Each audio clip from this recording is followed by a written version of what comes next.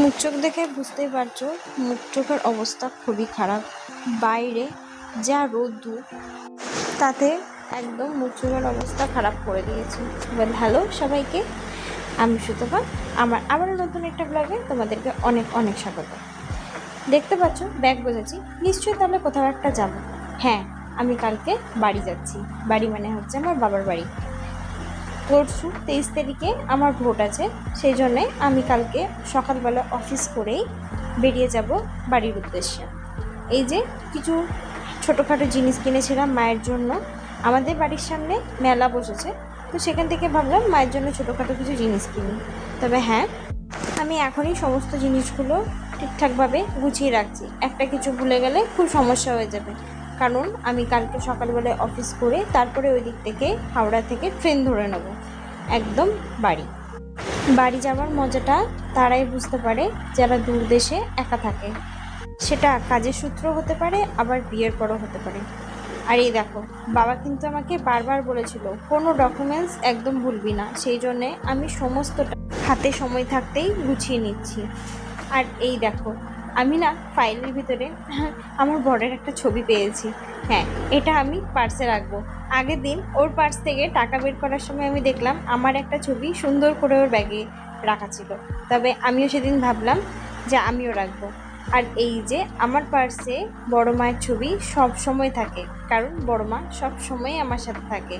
মা সব জিনিসে রক্ষা করে। আর আজকে আমি বিকেলবেলা একটু মেলায় গেছিলাম। এই মেলা থেকে আমার দাদার মেয়ের জন্য এই হেয়ার ব্যান্ডটা কিনেছি।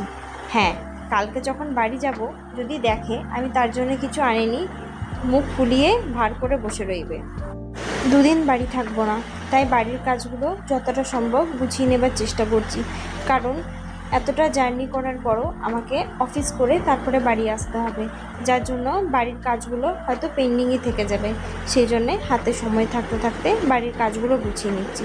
সত্যিই তো, কোথাও যাওয়ার আগে আমার না অগোছালো বাড়ি একদমই ভালো লাগে না। সেই জন্যে সকালবেলায় যে জামা কাপড়গুলো ধুয়েছিলাম সেগুলো সমস্ত কিছু গুছিয়ে নিলাম। আর এই যে বাইরে এতটাই গরম পড়েছে, আমি রাত্রেবেলাতেই ফ্রিজে 2 বোতল জল রেখে দিলাম, তাহলে কালকে সকালবেলা আমি জলটা নিয়ে যেতে পারবো।